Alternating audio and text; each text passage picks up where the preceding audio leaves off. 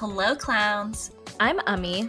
I'm Yu Chen, and we're the hosts of Clown Vibes Podcast. We're two best friends who are chronically online and get together weekly to laugh and discuss all the clown behavior we see on the internet.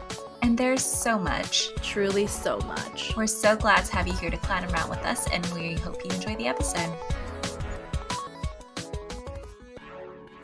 Hello, clowns, and welcome back to another season of Clown Vibes. It's the start of season 3. Whoop, whoop. And we're super excited to be here. Are we super excited to be here? You said that so lackluster, but like in a higher pitched voice to make it seem like That's how I talk to my coworkers. we are excited to be here. I think this is going to be fun again for us, and I'm looking forward to that. I think the theme of season 3 needs to be fun. All of our episodes are fun. Well, actually, I mean like fun for us. Actually, season 2 was a bit scary. Like, we talked about a couple of scary topics that we were just like, what the fuck? It got deep. It got deep in a scary way. By the way, I feel like we're both yelling. I know. And I don't mean to, but I need to chill. Maybe we are excited. We are excited. Okay, so to start off season 3, I have a new mid-year goal, and it's very topical to our pre-recording conversation. Oh, okay. So Ami and I always talk about the real shit before we hit record. Our personal life stuff. Our personal lives, yeah. But yes, this year I have decided to make it my mission to not be constipated anymore. Ooh, I love this goal for you. And how are you going to work on it? Okay, honestly, I have no idea, but you know what? Okay, to give the audience a background. Also, if you don't like this topic, why? Grow up. Because I'm pretty sure it's like relevant to like 90% everyone of the world. Also, the hottest girls have stomach issues. That's just facts. Yeah, literally. All right, continue. What is your plan? Okay, so I feel like I've always had poop problems, like always. Nico is like such a regular guy. I don't know if he's okay with me saying this on the pod, but like, you know, that's a good thing. You know, put it on your resume if you want. And so it just like really made me question, like, what is wrong with me internally? What is wrong with me? And you know, every time we see each other, we talk about our stomach issues. Like, every single time. 50% of our morning conversations are about stomach issues. Yeah. But I got this TikTok. TikTok has been a really weird algorithm lately. I know you like sent me a long voice note about it that I never replied to. Classic. Classic. And it was like, you should be pooping every day. If you don't think that you can poop every day, like something's wrong with you. Her entire page was dedicated to helping women poop every day. Okay, but doesn't your dad say like it's fine? Because he doesn't either. We're just exposing everyone's poop schedule. I'm very regular too. Wait, did my dad say that? I thought your dad did. Because I thought we had justified it somehow. Oh, yes. But now I've realized that I don't trust my dad. Yeah, that's fair. I don't trust the medical advice that he gives me. He's not a doctor, FYI. That's why. Yeah. So I've made it my mission to force myself to poop every day. I order What do you some mean magnesium force? pills. Okay. Well, basically, she's like, you have to take I don't think she refers it as a laxative, but basically it's like a stimulant to like kind of create that rhythm or that routine. Create a pooping routine. So I will update you guys at the end of the season of this weird ass goal. Looking forward to it. I'm honestly excited for you to go on this journey. I think it'll help you a lot. Yes. All right. Ami, what are you most excited for the second half of this year? I don't know. Your new personality. Oh, I do have an update. Right before I was like, I don't have any updates. I got bangs. And so I am like really living an bang ummy era. Second half of this year, the theme is me. It's bang ummy. And I am going to just have fun. And I'm going on a lot of trips, even though at the beginning of this year, I said I'd never want to get on a plane. And that's just what happened. Bang, bang. Bang, bang. I want to know what your therapist thought of your bangs. Did you talk to her about Bangami? No, I haven't, because we have had more pressing things. And then she was like, hey, should we take a pause? And I was distraught after that. She said we should take a pause because I'm doing so well. And I'm like, should I create some issues? Like, I will self-sabotage. But I did debut them to her, and she just said, looks good. What's been going on this week? So she didn't care. What's been going on this week? Probably the most life-changing update just happened. And then I was like, okay, well, let me tell you extensively about what happened at the haircut place and walk you through my thought process. And she was like, yeah, this is fine and seems reasonable. And I was like, okay, well, fine. But besides that, I've been watching a lot of good TV, but I've also, of course, been rewatching Gossip Girl for the millionth time. And I am in season 2 when Jenny has also crazy ass bangs. She has that hella thick, like, mullet is not the right word, but like her hair is ugly. Rat's nest. Yeah, it's really yes. Bad. Okay, that is what it is. And like sometimes when she does like the little pony, I'm like, why? Like the little pony is just so small. What is it really doing for you? It's so ugly. It really freaks me out. But it's also when she starts her like fashion line with her friend Agnes, and then they fight in investor meetings and have this really dramatic co-founder breakup, and then Agnes burns her dresses on fire. And I just thought it was very topical because our episode today is about co-founder breakups. And what's a better way to kick off the season than with gossip? And I think that's the most fun way. If you think you're above gossip, you're not. I guarantee you're gossiping about something and you are just like too dumb to realize. Yes. And everything that we're gossiping about in this episode. So the episode is all about co-founder breakups. And no, Ami and I are not breaking up yet, but don't even say yet, Yu Chen. I am recording this against my will.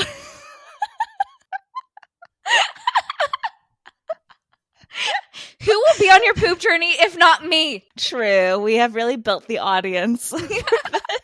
Okay, but each of the co-founder breakups that we're going to talk about in this episode, I feel like Ami and I have a lot to learn from, and these have all happened in the past. One of them is relatively recent, but they're all just fun little stories for us to talk about. And the one that I am going to say was peak COVID highlight for me.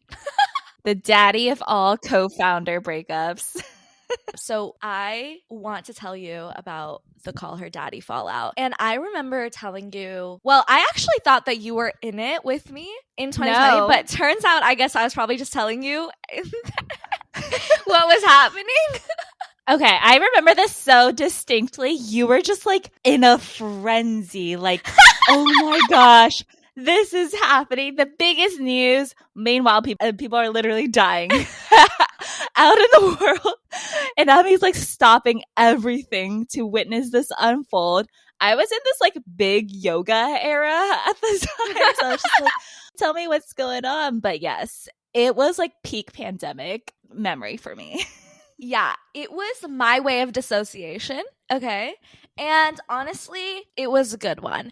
Call Her Daddy and Giggly Squad. And then on Giggly Squad, they would talk about this Call Her Daddy stuff. So I was like living. It was the best. Really? Yeah. So to give everyone the background of the fallout, Call Her Daddy was started by two girls, Alex and Sophia, in about 2019 era. And after they had met, so basically they really randomly met, which I didn't find out until yesterday when I went down my hella deep rabbit hole and ruined my TikTok algorithm, that the way they met is like Sophia met someone in an Uber pool and she like mentioned she was looking for a new roommate in New York, and that girl connected her to Alex.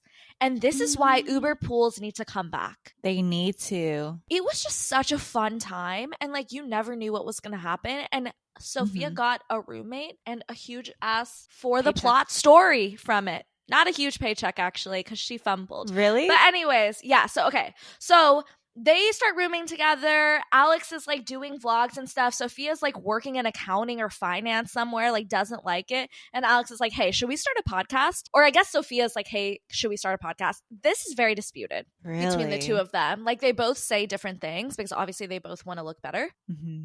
So anyways, they start a podcast. A month into it, Dave Portnoy, the founder of Barstool, calls up Alex and is like, hey, what do you guys think about bringing Call Her Daddy to Barstool? And I think at this point they have like 4 episodes. Yeah. And Alex said that she knew Dave from like social circles and like not that well, but she did know Dave and she was dating a hockey player. So like she is very connected. Yeah. Because I'm just like, Dave's not knocking on our doors. Yeah. Dave, hit us up. Bring clown vibes. I feel like clown vibes would totally fit. Yeah, the we are really Barstool persona. But like, do we want to be? No. Maybe that's not a good thing. Yeah. So Alex and Sophia take Call Her Daddy to Barstool. It blows up pretty ASAP. And their first deal was something like they get $75K the first year, $85K the second year, $95 the third. I think like some bonus structure, whatever. But basically it blows up so they were big. Salaried? Yeah, they're salaried. Everyone at Barstool I think is salaried, but then has like some kind of bonus structure tied to their content. And it might have changed now, but like back then that was a very standard Barstool deal. Okay. That's so crazy because like $75K, I was making more than $75K like my first year of working. You think like these like podcast personas are so big, but I guess it's not that lucrative of a business. Well, no, it is a very lucrative business, but they went to Barstool when they were like no one. Babies, right? Yeah. Yeah. So it's like us going to Barstool, we'd take $75K. I wouldn't. We'd have our other job, but we would take the $75K. This is the start of our breakup caused by Barstool. A fake Barstool proposal. Anyway, so they are making like nothing, right? And especially for how much they're bringing into Barstool. But at this point, it's like Dave's taking a risk on them and they are just looking for some stable money and like a way to promote their podcast. So this was a good deal for both of them at the time. A year in, they get pretty big raises from Dave, and also Alex separately gets a raise. Like just Alex, not Sophia, for doing the editing and the social media for Call Her Daddy. They were like, we see that you're putting in extra work. We are going to give you this raise. And Alex does not tell Sophia this because from Alex's POV, Sophia is very insecure about outside people knowing that Alex does most of the work because like obviously that doesn't look good. But then from Sophia's point of view, she's the one who's also doing a lot of the editing. She's bringing all the story. She's bringing all the catchphrases. And so also that is disputed. And Sophia starts dating Suit Man. Oh yes, Suit Man. Suit Man. I forgot like what cartoon character he looks like, but he looks interesting. And he works at HBO. He's telling the girls, hey, you guys are getting paid like shit. Barstool is taking extreme advantage of you. Other people are also telling the girls that. So it's not just Suit Man, but then it becomes Suit Man's entire mission to find them a better deal. But the biggest part of all of this is that if they leave Barstool before their contract is over, they do not get the IP. So they would have to start a whole new podcast because they could not take any of Call Her Daddy with them. And how long was the contract for? 3 years. So they were 1 year in. What the fuck? Yeah. Okay. So they were 1 year in when they like with Suit Man send a very crazy term sheet to Dave where they're like, we want $1 million. We want all of this stuff. What? Yeah. And like from Alex's POV, she's like, that was like absolutely crazy. It was a Hail Mary. And Dave basically said, fuck you. And like, I don't even need to do this because you're under contract. Like, it's my show. I don't care. So then that happens. And then they kind of just like, okay, ignore it for a while. They go back, like continuing to do Call Her Daddy. 4 or 5 months later, things kind of blow up again where Sophia's like, I'm so unhappy. I need to leave Barstool. I don't want to be here. We're getting so screwed over. Alex is like, okay, sure, whatever. Let's shop this around. Suit Man gets them a deal at Wondery. Okay. Which honestly, have you listened to any Wondery podcasts? What's an example of a Wondery podcast? Have we listened to Even the Rich together? Is the that one the where one they where do they the did- stories about rich people?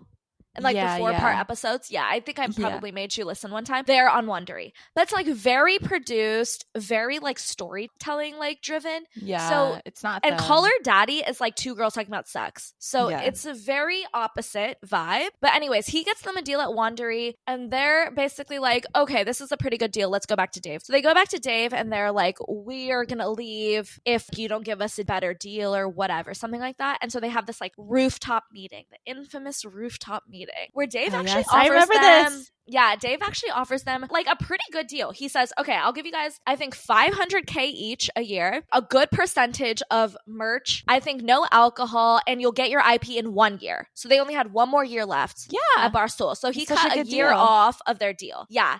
And so after that, Alex says, I was all in. I loved the deal. I was like ready. Sophia, on the other hand, was like, I took this meeting as a courtesy and I want to leave Barstool. I don't care. So then they go back and forth with their lawyers about things that Sophia wants to keep adding to this term sheet. Alex says, oh, it was like playing whack-a-mole. Like anytime Barstool would be like, sure, we'll give you that, Sophia would be like, oh no, I want this too. They were just never on the same page. Alex was like, I want to take the original deal. Like, I don't really care. And at some point in that situation, Sophia's agency, WME, starts to get involved and then is like sending crazy stuff where Alex is like, okay, well, do I need my own representation at this point? And they have this like infamous 2-hour phone call where it's basically like, okay, Alex wants to stay and Sophia wants to go. And Alex, and this is all from Alex's POV, obviously, so God knows what the truth is. But Alex says Sophia was like trying to sabotage the deal at some point. She was saying like, okay, well, what if one of us gets fired? Then what happens? What if... Why are you thinking about that? Exactly. And like, what if Dave just like never gives us the RSS feed? What if he like deletes our Instagram? And Alex is like, what?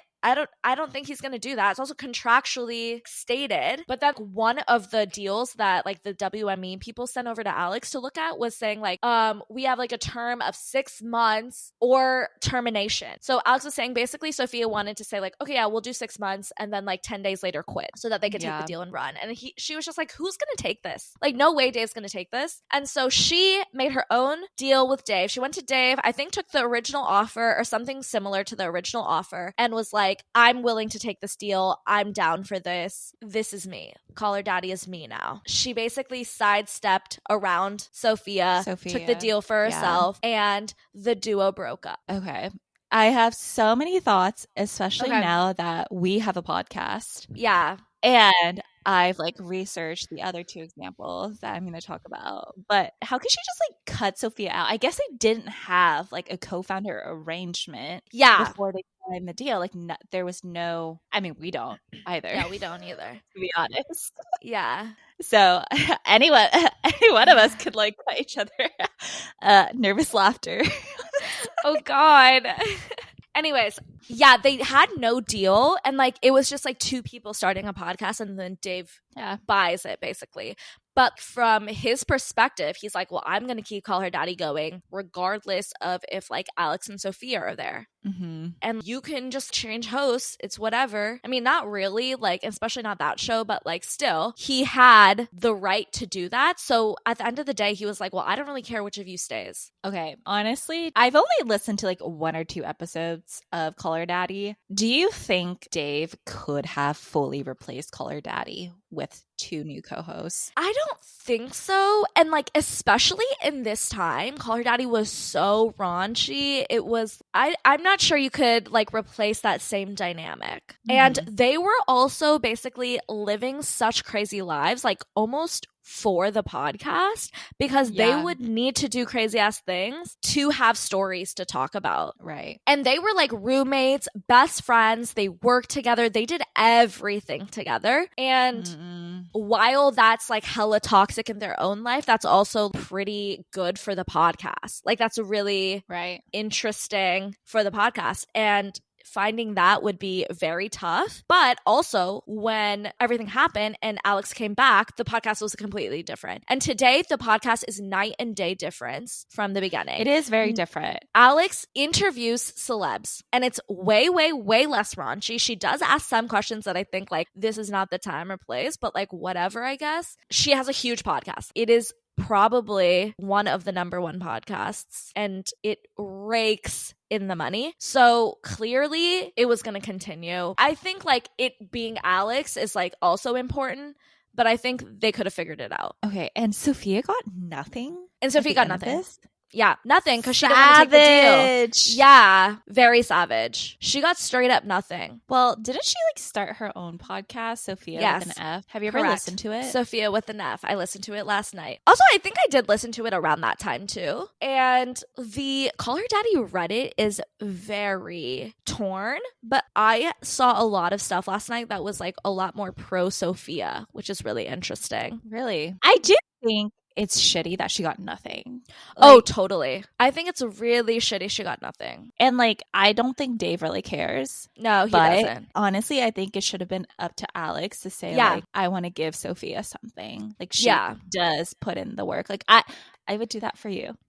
Thank you. Okay, I think Alex has justified it in her mind of like, I created the show, I found the Barstool deal in the first place, I edit and all of this stuff. Like she had so much control and power that in her mind, she was like, Sophia was just there to record. And she has like brainwashed herself in a way to like fully believe that and fully think Sophia doesn't deserve anything. And also they've both said this, but they've both said like the podcast was going to end. It became very toxic and it was going to end one way or the other. Yeah. And this is just how it did. This is a very tough ending, especially obviously for Sophia. And I wonder what would have happened if like this hadn't happened. But because Sophia was dating Soup Man, I think Alex felt very ostracized, especially the fact that Soup Man was getting so involved in the podcast and all of that situation. And like routinely when Sophia still talks about things, she's like, I'll talk to Alex when she Venmos me $30 million.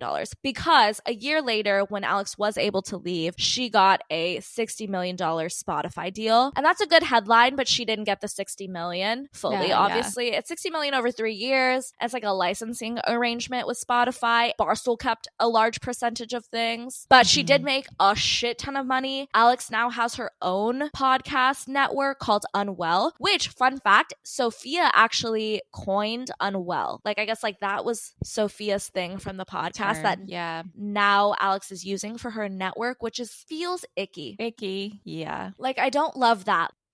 With like co-founders, especially like co-founders of something where it requires two personalities. Yeah. Like who do you think is more of the brand? Because I think Alex thinks she's more of the brand. Yeah. But Sophia thinks she's more of the brand. I think you're both the brand because it doesn't work without both of you. That same vibe does not work without two people. Yeah. Are you smiling because you think you're more the brand?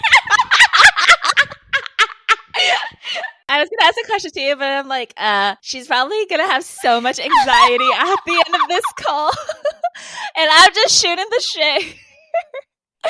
No, actually, sometimes when I look at the TikTok, I'm like, Yuchen is more of the face, which I'm fine more with. Of the brand. Yeah. Yeah. And like, it is what it is. But you would not have the funny podcast vibe without me there if you were just talking into the mic yourself. By myself. Yeah. Don't forget that. Oh, for sure. I want to talk about their roommate sitch because that is just no. I have this big rule where I'm just like, I don't want to live with people that I'm really close to. Like, period. It changes that dynamic. It causes issues that like don't need to be there. Do you think we could ever live together? I think you would hate it if I lived with you. I think that we could do it for like a summer. That'd be fun.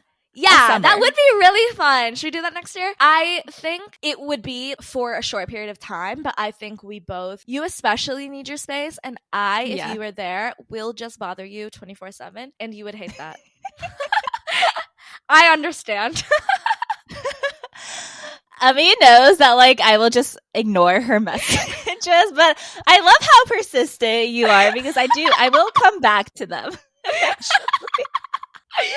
But I think we understand each other. And so, like, even when we go on vacation for a long time, like, we get the vibe. In the morning, we don't really talk. In the afternoons, we have to take some separate time. Exactly. We can make it work, but, like, we don't need to. So it's fine. I want to talk about the co-founder breakup that actually sparked this episode. And it is about Fishwives. Have you heard or do you know what Fishwives is? No. I feel like you wouldn't because this wouldn't be something that you would eat, but it's a tin fish company. Am I wrong? Would No you eat tin chance. fish? Yeah, I exactly. actually have, though. I've had one teeny mini bite and I didn't like it. It's a strong flavor for sure. It's very strong. But as I was researching this last night, I was like, it's kind of making me want to eat some tin fish. Yeah. And I had bought some on my trip to like Monterey or something, and I cracked it open and it was so yummy. I was like, man, I forgot what it was like. But do you remember in like 2021 when everyone on TikTok was like obsessed with tin fish? Yeah, that's like around when I tried it. It's crazy actually that you've actually tried it. I would not have thought that you would do it. I'm very proud of you. Thank you. You have really grown from the days where I had to peel my shrimp. Yeah, peel your shrimp for you.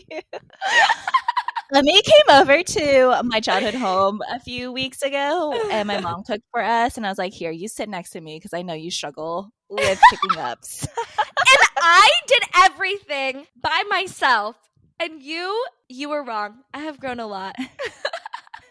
Yuchen was like, do you want a fork? Because like I don't think you can use the chopsticks the whole time. And I was like, watch me. And I did it. She did do it. I'm very proud of her. Anyways, okay. Fishwives started in the pandemic, as all companies somehow have started. We really missed out. We should have started Clown Vibes during the pandemic. It would have been a different vibe, though. We would have been more depressed. Yeah. Yeah. And it was started by two girls, Caroline Goldfarb and Becca Milstein. And they, too, were roommates. Which, oh, God. I don't know if that's just a trend. But so they were living out in LA. Becca was in like the music industry, and Caroline actually is kind of like somewhat of an influencer, but she's like an internet personality. So both kind of working in the entertainment space. I can't find a ton about like why they decided to start a tin fish company, because like what the fuck? To be honest, so different. Their backgrounds are just like, what the fuck? Like, why would you start a product company? It's super weird. But basically, I feel like both of them just discovered marketing for the first time. If you see Fishwives, it's just like, it's a like super vibrant, colorfully designed packaging. Yeah. And like the tin fish, I'd actually never tried it, but I'm sure it's like, it's not amazing. You know how like all handbag companies say like they're sustainably made, blah, blah, blah. It's the same thing. Yeah. With the tin fish industry. Side note is I think the tin fish industry in general is very creative with their packaging, because I even was like, should I get some? Because the packaging is so cute in general, not just Fishwives, but like looking at the wall of tin fish, you're like, ooh, look at this picture. It's fun to pick up one. Look at this picture. Yeah. But then I look at the price and I'm like, no fucking way, I'm never eating this.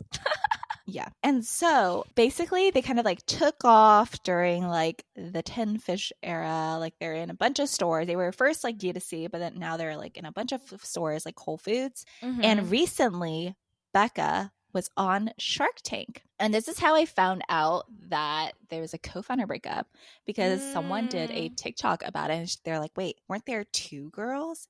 So why is there only one girl pitching Fishwives? Interesting. So, of course, the internet like went down a rabbit hole and found a lawsuit that was filed between the parent company. And this is like so funny. Okay. The parent company's name is Shrimp Girls. That was somehow an inside joke between them, for sure. Somehow. Okay. But Shrimp Girls filed a lawsuit against Caroline Goldfarb and her father. Isn't that weird? What the fuck? Yeah. This is what I'm learning from the Call Her Daddy example and the Fishwives example. Bringing in men who have no fucking business in your business. Yes. Just like ruins things. Like if my dad were to give us advice, I'd be like, no, you don't know anything. Just like you don't know anything about my poop schedule. I randomly thought yesterday about how he said, with the money I bought the car with, I could have gotten a house. And I was like, no way, dude. Show me which house, I'll buy it now then. My parents are in their landlord era. They like only think about houses. Gosh. Anyway, continue. Okay, I read the lawsuit. The lawsuit is very God. short and funny. Okay, good. I'm like kind of into reading legal documents. Remember when we were researching the whole Clayton thing? Colton case? Yeah. Yeah. Colton. I was like really Clayton. Oh, not right? Colton. Oh. Clayton. I always Okay. get the two of them mixed up because they're born white that's men. fair. Essentially, so it was very obvious between the two of them that Becca did most of the work. Like in the lawsuit, and I'm sure they've like discussed it too. Basically, Caroline like maybe worked on it a little bit in the first year, but 90% of all the work was done by Becca. And so I think the difference between this and Call Her Daddy was, I think between the two co-founders, it is still very obvious that there were differences in how much someone invested their time in the business. Like it was very clear, Becca. And like Caroline was so busy with like her screenwriting work and like her other career. Yeah. And also it just like doesn't make sense for her to own a tin fish company. Yeah. Like it doesn't make sense for Becca to either, but here she is. And so they had agreed to eventually have Caroline like taper off, but she would leave with like an 8.75% interest in the company. Okay. And this is where I think like Fishwives did a lot better than Call Her Daddy. Is like, I think Becca, she came from Brown, like she's probably like well educated in the business world, kind of knows like about vesting and like about shares, etc. And like so they've had this agreement set up, and right when they were about to sign, Caroline basically was like, you know what, never mind, I want like 35%. And Becca was like, no, it doesn't make any sense for you to own 35% of this company where like you barely did anything. And in the lawsuit, she was just like, I had to like basically rework a lot of the stuff that Caroline even like made for the company. And I was just like, this is me editing Ami's Canva on Instagram. Back in the day when we did Instagram posts. I'm just like, this is so funny.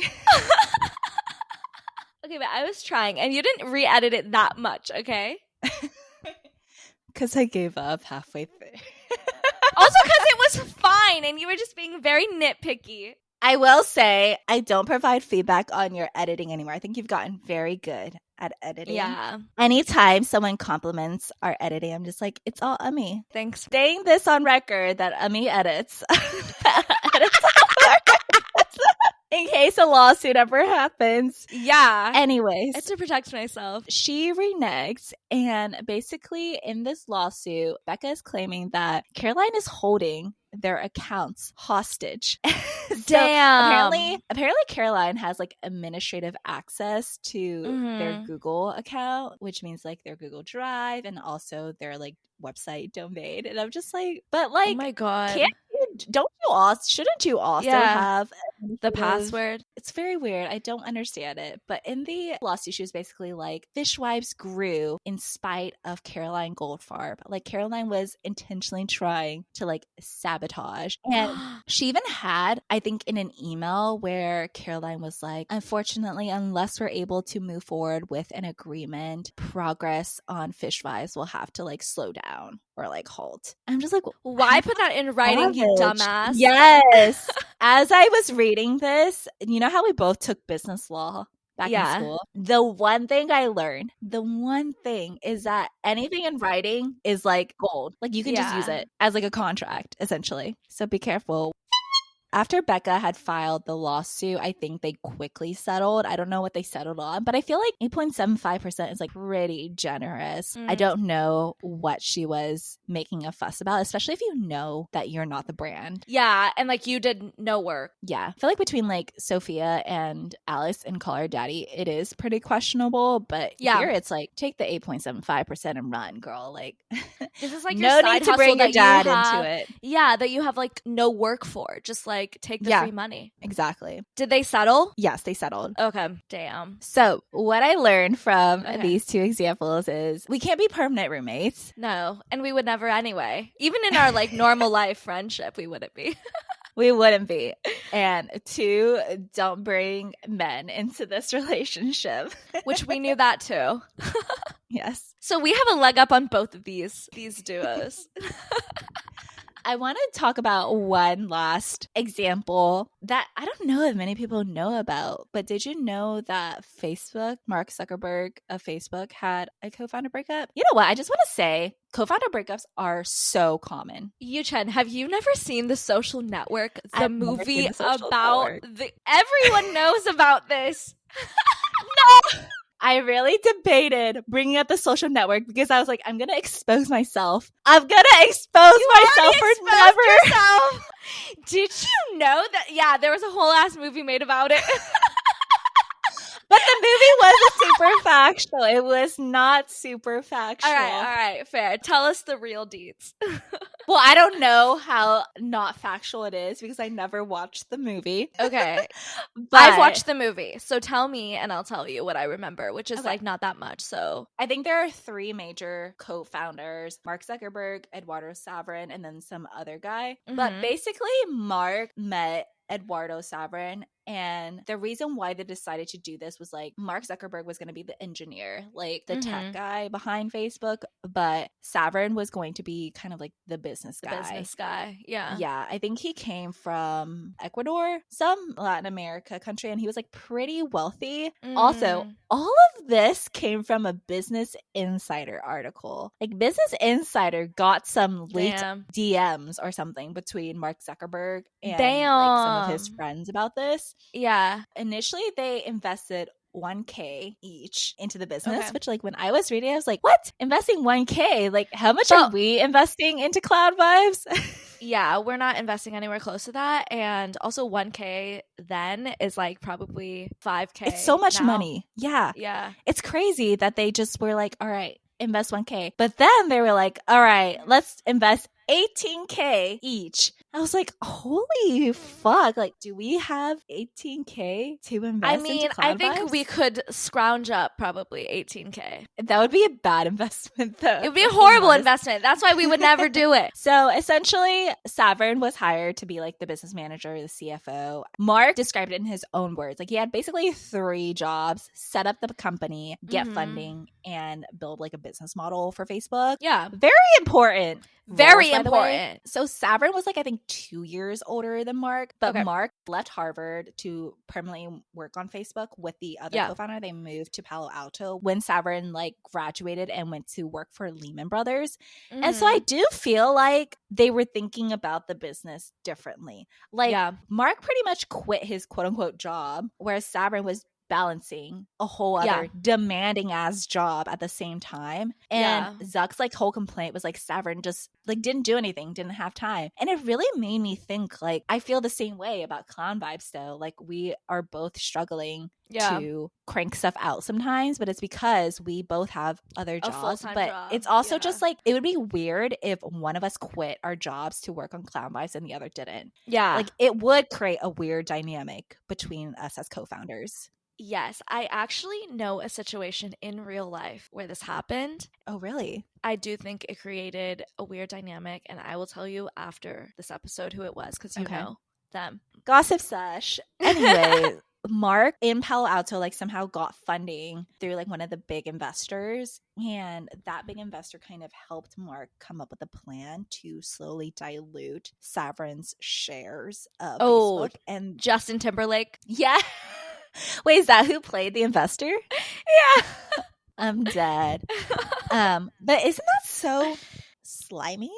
It is really slimy. He in the movie is very slimy. In the DMs though, like Mark Zuck was like so like, yeah, we're gonna fucking do this because I'm so done with them. Men are gross. Men are gross. Men are fucking gross. Like they have no respect for no loyalty the work that like the other person like put in. And I do feel for the guy. The guy was an investment banker, and I do think like he definitely should have just like knowing how big Facebook is now, like probably should have quit his job and worked on Facebook. But like hindsight's 2020, they diluted his shares and basically eventually like outed him. But I'm so confused how Saverin didn't know that his shares were diluted. Like how do you just not know? Yeah, I think like it happened in a really shady way. And then like he found out and was like, what the fuck? But yeah, like I don't know how he didn't know. And I wonder how they set up like the legal document situation at the get-go. Well, okay. So this is what I was thinking about when you mentioned the caller daddy example, because the way that they did it was the original Facebook company was founded in Florida.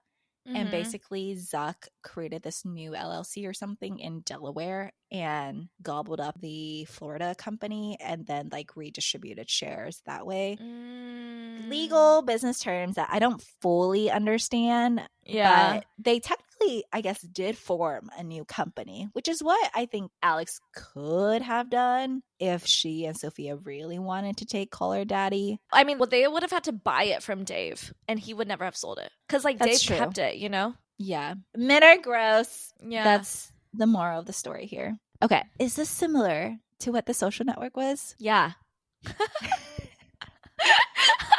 This is insider lie to me. Okay, no, like, I'm sure that it wasn't, like, fully factually correct, but the stuff you just said, it was very broad strokes, and the broad strokes of the movie are correct. Well, that's good. What's really funny is apparently Savra was, like, workshopping a, like, tell-all book that eventually was going to get, like, turned into a movie or something. And basically it was, like, shit-talking Facebook, like, painting everything in a bad light for them and making it seem like he was the victim. And then apparently they, like, settled. And part of that settlement was he wasn't allowed to like shit talk Facebook anymore. Oh. Honestly, take the money and run. And I'm sure it was like a good chunk of change. And then he still kept equity. He kept equity. Yeah. And I remember reading the like conversation between Mark Zuckerberg and his lawyer, and he's like, I want to give Savrin something. Like, he deserves some sort of equity. Which, like, after doing all this research, when you told me that Sophia got nothing, I'm just like, man, that is actually just... It's really cutthroat. So cold-hearted. I really wonder if Alex regrets that. I doubt it.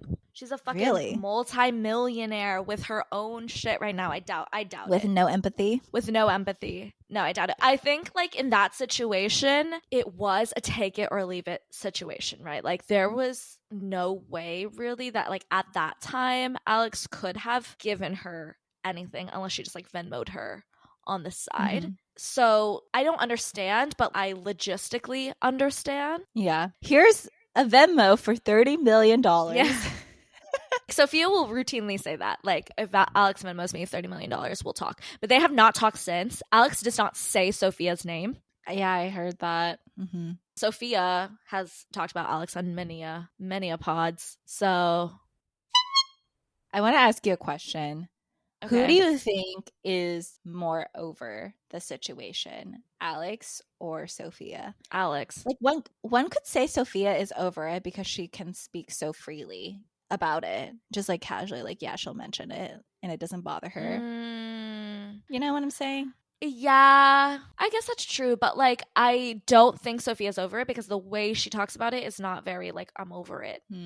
And I mean, how can you not resent someone who stole millions of dollars from you? I would be a petty ass bitch. Yeah, and I would never forget. So like, I think it's Alex because Alex won, you know? That's true. To wrap us up, what would be the most dramatic way that we break up as co-founders? And do you think that we could still stay friends if we break up as co-founders? You know what my first thought was? Like, I'm gonna leave a fork in the sink and you're gonna like lose your mind, and then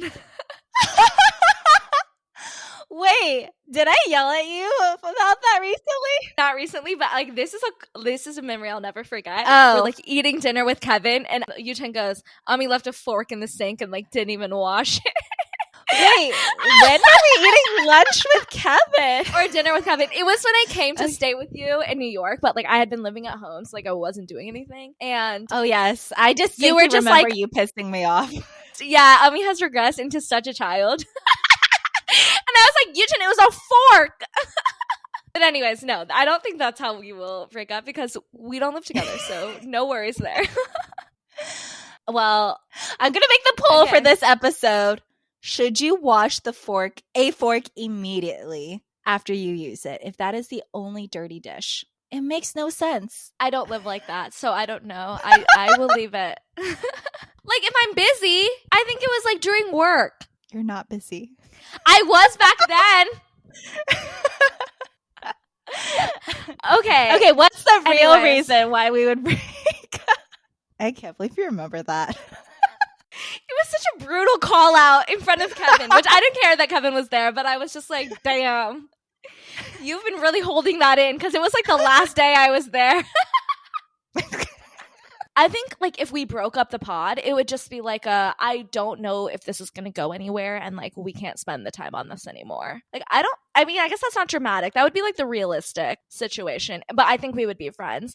I don't really know like what could happen podcast wise that I would be like, this is the end. And like, okay, we'll never be friends. The realistic way is that like, Yeah. I don't think we would continue clown vibes on our own. Like, I don't think we would have done a call her daddy situation. Like, I don't think I could do it. I don't even want to do it. I could start another podcast, but it wouldn't be clown vibes, you know? Like, it would just be something different. Something else. Yeah. The thing is, like, I wouldn't want to do this myself. It's like a lot of work and boring. Yeah. This is the 1 hour a week that you have to listen to me. Like, that's the purpose of this podcast. I think a more realistic but dramatic way that we would break up is if we get really big. And one of us wants to quit our jobs. Yeah. And the other one doesn't. Yeah. But I do think we're like kind of the same mindset of if we do get that big, we'd probably give it a chance because we could always go back to a job. Yeah. But yeah, I agree. Like maybe it's like one of us has a job that we like really care about for whatever reason. That was like hilarious to that even was a say. joke. Like maybe we just have like some sweet ass gig where like no chance that the money could compare. But yeah, I agree. It would have to be something like that where it's like we just have like a difference in opinion of where things should go. But I would hope, and I do think we have a more stable foundation than like any of these people that we talked about to where we could still be friends. That is true because in all of these three situations, they've only known each other for like a very short amount of time before basically jumping into bed with them. And like everyone that I've talked to that has been a founder or is a co-founder treats like it is a marriage between two people. For us, it's not so serious. Yeah. Because we're not making any money. Yeah. We have no like we're not making any money. We're not losing any money. Yeah. Either. We're just vibing. Thanks so much for listening. You can follow us on all social media at Clown Vibes Podcast or email us at clownvibespodcast@gmail.com. And if you like our show and want to support us, please like, subscribe, and give us a rating and review. That's it for today. Bye, clowns. Bye, clowns.